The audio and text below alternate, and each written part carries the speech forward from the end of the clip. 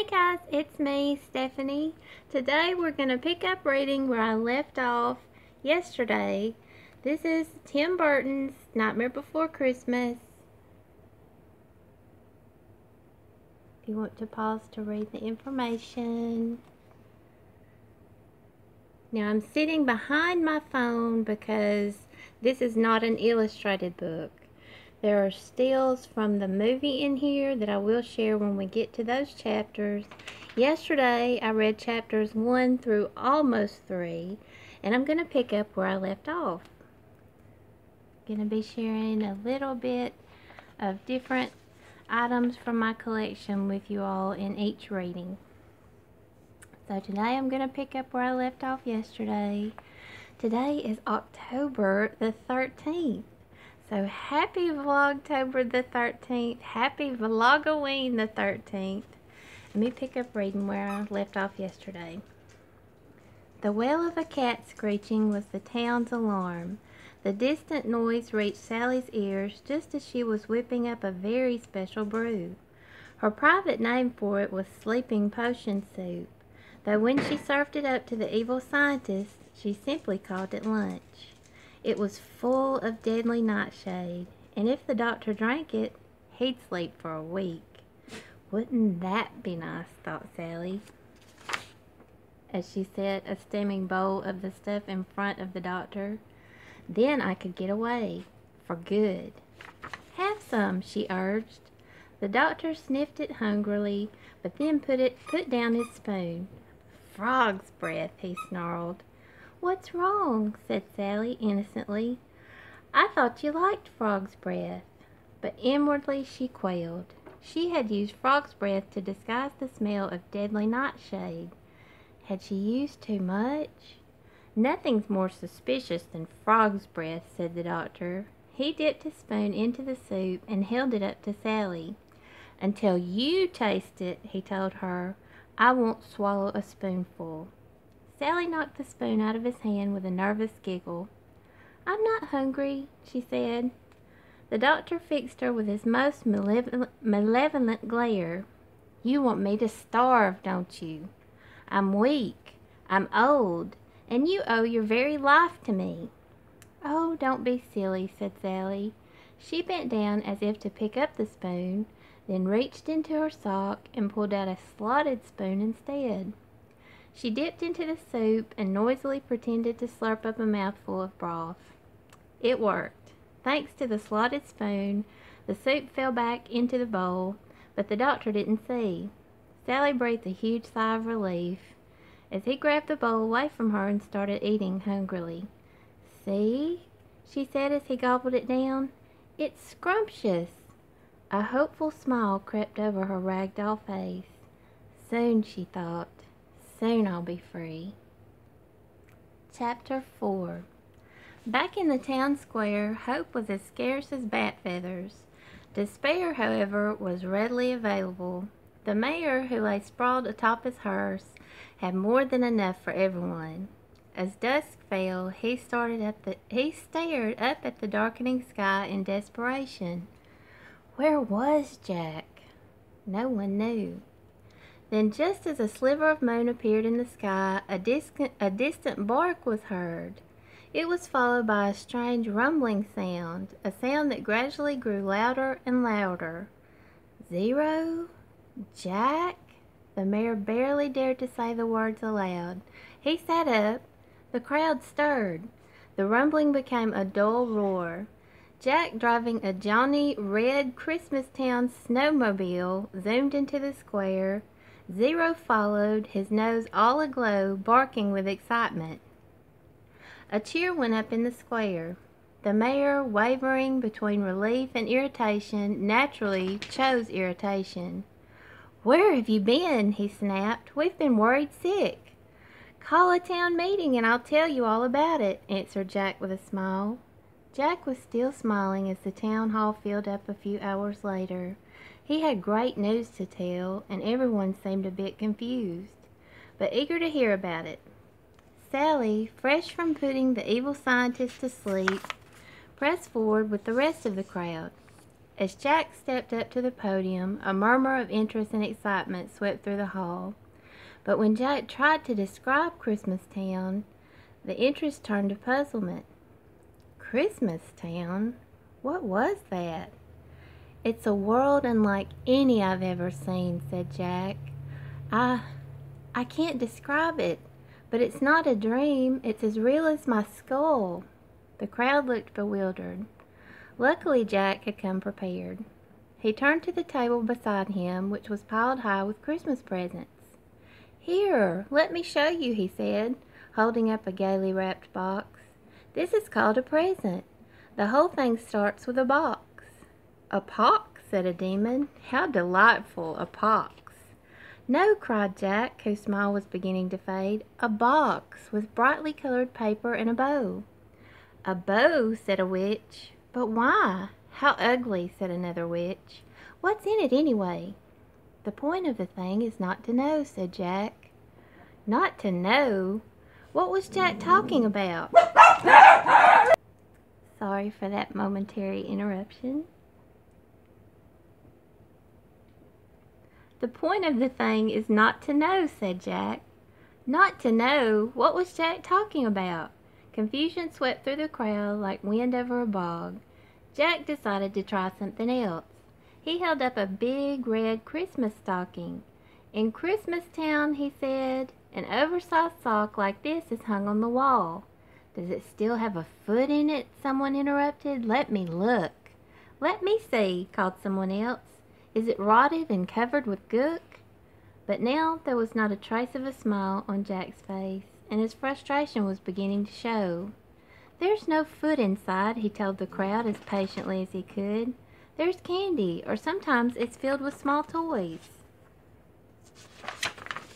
Small toys? Do they bite? Do they snap? Do they scare girls and boys? Jack saw that he was getting nowhere fast. This crowd could never understand the goodwill and cheer of Christmas. I may as well give them what they want, he decided. Scary, spooky, Halloween land type stuff. He leaned forward as if he were confiding a dark secret. I've saved the best for last, he said. The ruler of Christmas Town is a fearsome king with a deep, mighty voice, and on the darkest of nights he flies into the air, slaying through the sky. Hearing this, the crowd grew quiet. He's huge and red like a giant lobster, Jack continued. They call him Sandy Claus. His words sent a thrill through the audience. As they broke into an excited chatter, Jack slowly gathered up his Christmas Town souvenirs. The meeting hadn't exactly turned out the way he'd hoped. Everyone was excited, but no one really understood why Christmas was so special. Could he ever make them see? Jack sighed and headed for home. He just didn't know. Chapter 5. But after spending the night in his tower, surrounded by all his Christmas Town paraphernalia, the snow globes, the candy canes, the holly, Jack was determined to try again. This time he would do it differently, methodically, scientifically. He snapped his bony fingers. That's it, he cried. I'll conduct a series of experiments and isolate the Christmas spirit scientifically. Stroke of genius, Jack. After a quick trip to the now recovered evil scientist's house to borrow equipment, Jack got to work. First he set up a laboratory at the top of his tower, complete with microscope, centrifuge, test tubes, petri dishes, and beakers. Then he began testing various objects for the Christmas spirit. He began with mistletoe. No luck. Then he tried a candy cane and a teddy bear. Still no luck. His eye fell on a group of bright Christmas ornaments. Globes, angels, and a glittering star. He murmured. It's worth a try. He crushed the star and poured the dust into a beaker. At first nothing happened. Then it began to glow and pulsate, filling the room with a beautiful soft green light. What was it? What did it mean? Jack didn't know. Not far away, someone else was watching that pulsating green light.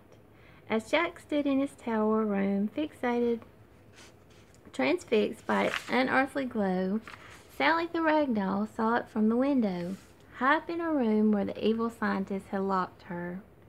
Sally wanted to escape the doctor more than ever, but for the first time in her lonely ragdoll life, she yearned to escape to someone, and that someone was Jack.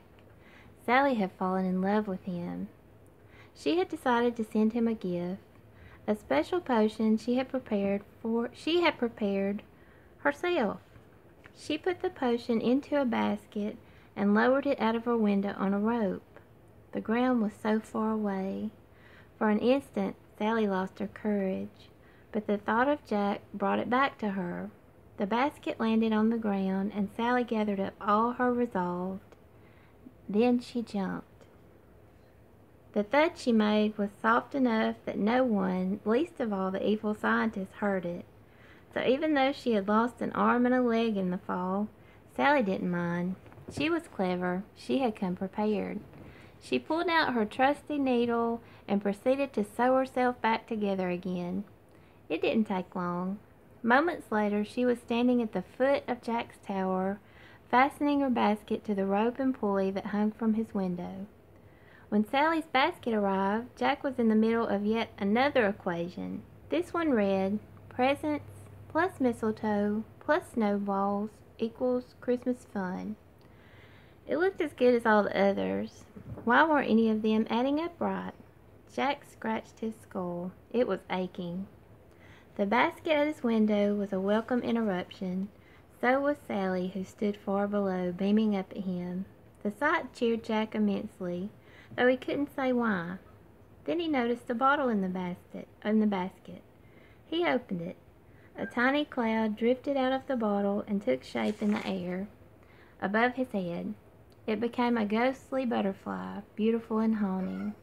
How lovely, thought Jack. He leaned out the window to thank Sally, but she had disappeared. Though she was extremely clever and brave enough to jump 50 feet to the ground, Sally was also a little shy. The moment Jack had smiled down at her, she had been seized by a fit of shyness so overpowering that it had whisked her away from his tower like a turbocharged witch's broom. Now she sat at the town's gates, wondering what the future held. Well, there was one way to find out. Sally picked up a flower and began pulling off its petals one by one. He loves me not, she whispered. He loves me, Suddenly the flower in Sally's hand did something very strange. It began to twirl around, then change into a miniature Christmas tree. Sally stared at it, not knowing what to think. Did this mean that Jack didn't love her, or was it a bad omen about his plans for Christmas? She didn't know. Suddenly the tiny tree burst into flames and disappeared, leaving Sally cold, confused, and completely in the dark. Chapter 6. Sally wasn't the only one who was in the dark that night. Up in his tower, Jack was completely befuddled also. He'd done 56 more equations. He'd experimented with everything from toy trains to tinsel. He'd read Christmas stories and memorized Christmas carols. He'd been methodical. He'd been scientific. He'd been unsuccessful. For in spite of all his calculations, Jack still hadn't been able to isolate the Christmas spirit. He felt as far from a solution now as when he'd started. He groaned, covering his eyes in despair. When he opened them, they fell on the beaker glowing green on his table. Its light was softer now, but still beautiful. As he looked at it, Jack felt better. He would find his answer, no matter how long it took. And then, like a bolt of lightning, it came to him. I've been doing this all wrong, he realized. I can never turn Halloween Land into Christmas Town. It's impossible. We're too different. But that's all right. We can have something even better. We can make presents for all the boys and girls of the world. We can have Christmas our way. Jack grinned. It was time for another town meeting. I'm going to finish it up here. We'll pick up reading the rest in my next Vlogtober vlog. I almost completed chapter 6, but we'll pick up reading where I left off in my next video. Thank you guys for watching. I'm so sorry about the interruptions of my little 0 puppy dogs, my little fur babies. So if you've watched and listened, thank you so much. I'll talk to you all or see you in my next video, which will be picking up where I've left off in the story. Thanks, guys.